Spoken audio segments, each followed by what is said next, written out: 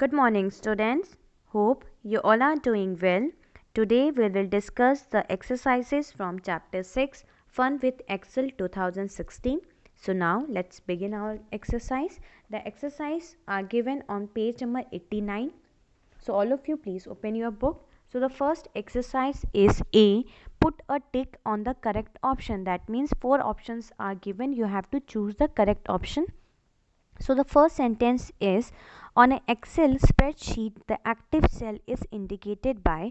जो एक्सेल में जब आप काम करते हैं देन जो एक्टिव सेल होता है, एक्टिव सेल मीन्स जिस पे आप काम कर रहे हो, सो वो कैसे इंडिकेट करेगा, मीन्स वो कैसा दिखेगा जब आप एक्सेल में काम करेंगे. So it will look like dotted border, italic text, blinking border और dark white border. So the right answer is dark white border.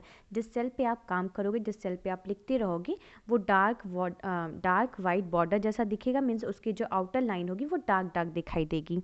Now the second point is in a worksheet you can select. Worksheet में आप क्या क्या चीज़ें select कर सकते हैं. The entire worksheet, columns, rows, all of the above. So the right answer is all of the above. सारी चीज़ें आप सेलेक्ट कर सकते हैं, पूरी वर्कशीट सेलेक्ट कर सकते हैं, कॉलम सेलेक्ट कर सकते हैं, रोज भी सेलेक्ट कर सकते हैं.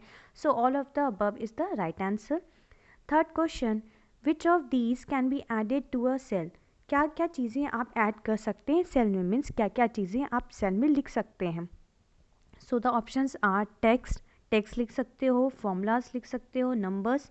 So all the options are right. So D option is correct, all of the above. Now the fourth point is the name box to the left to formula bar shows. जो name box होता है जो left side रहता है formula bar के, वो क्या चीज़ show करता है.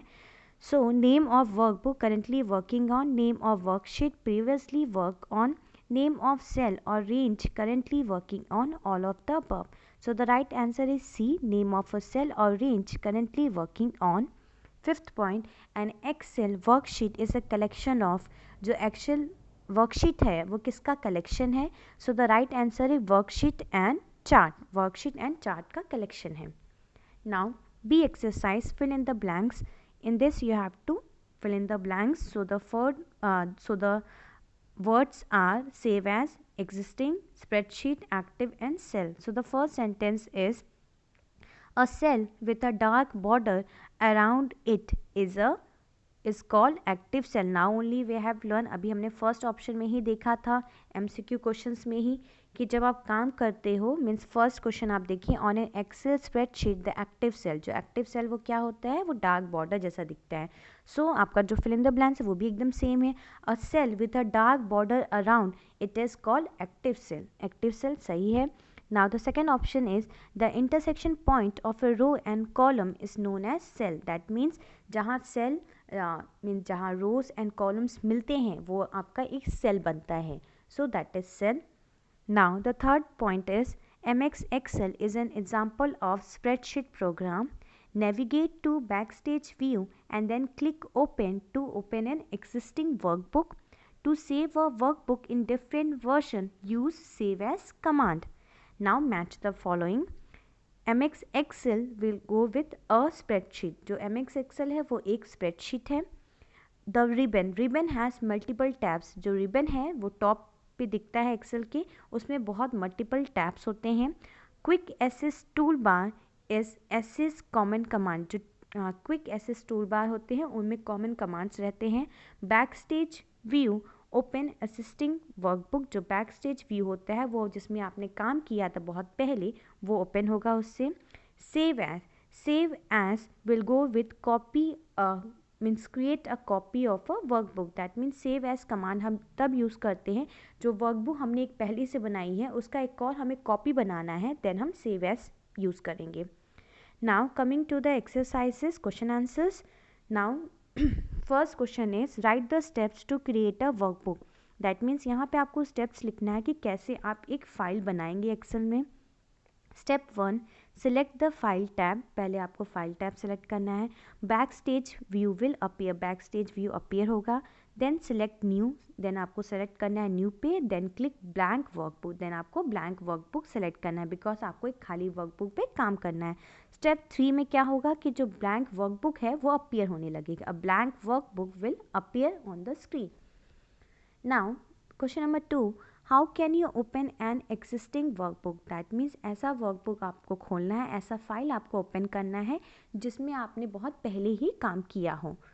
So now answer is, if you want to open a workbook that was previously saved, follow the given step. Step 1, navigate to backstage view and then click open. Means first you have to go to backstage view and then you have to click open. Step 2, select computer and then click browse. Computer पे select करना है, then आपको click करना है browse पे. Step 3, the open dialog box will appear. Locate and select your workbook, then click open. That means यहाँ पे आपको फिर लोकेट करना है कि आपको अपनी फाइल कहाँ सेव करनी, कहाँ रखना है, देन आपको क्लिक करना है ओपन पे. Now question number 3, what are the different types of data that can be entered in Excel? Means कौन कौन से different types of data होते हैं जो Excel में वर्क करते हैं, Excel में आप उनको लिखते हो. The different types of data that can be entered in Excel are, the first is text. जो text होते हैं उनको आप लिख सकते हो. Numbers, formulas.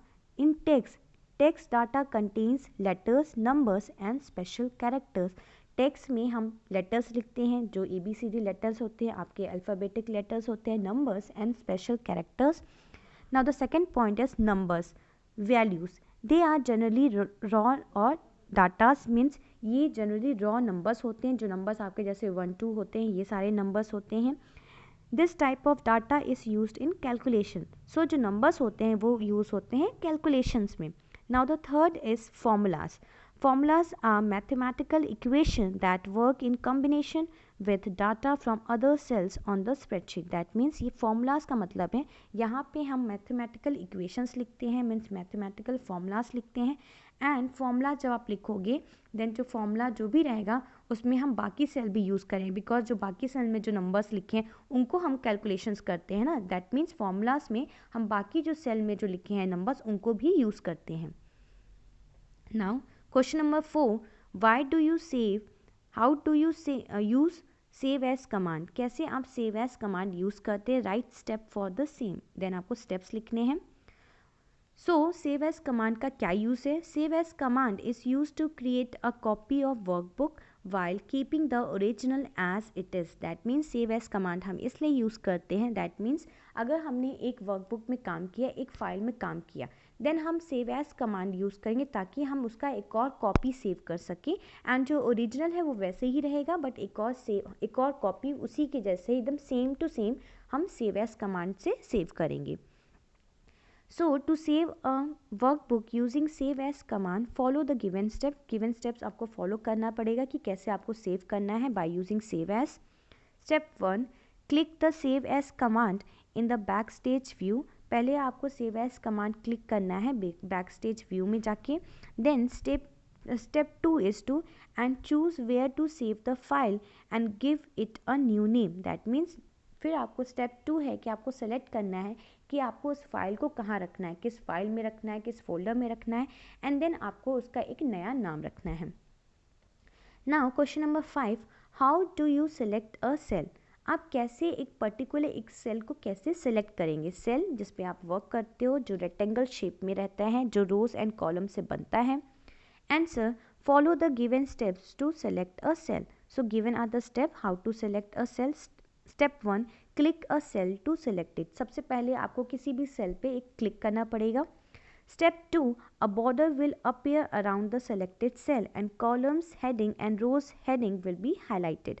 दैट मीन जैसे ही आप क्लिक करेंगे, सेकेंड स्टेप ये हो जाएगा कि क्लिक करने के बाद जो बॉक्स रहेगा जिस पे आपने क्लिक किया, जिस बॉक्स पे, उसकी जो आउटर लाइन है वो हाईलाइट हो जाएगी, बहुत डार्क बॉर्डर्स में दिखने लगेगी. जिस एक्टिव सेल में आप काम कर रहे हो उसमें वो बॉर्डर दिखने लगेंगे. एंड ये सेल किससे बनता है? रोज एंड कॉलम से बनता है. Okay, so now we have completed the exercises from chapter 6. Your homework for today is to write all the exercises in your fair computer copy. Thank you class, and don't forget to write your name, class with section for your attendance. Have a nice day.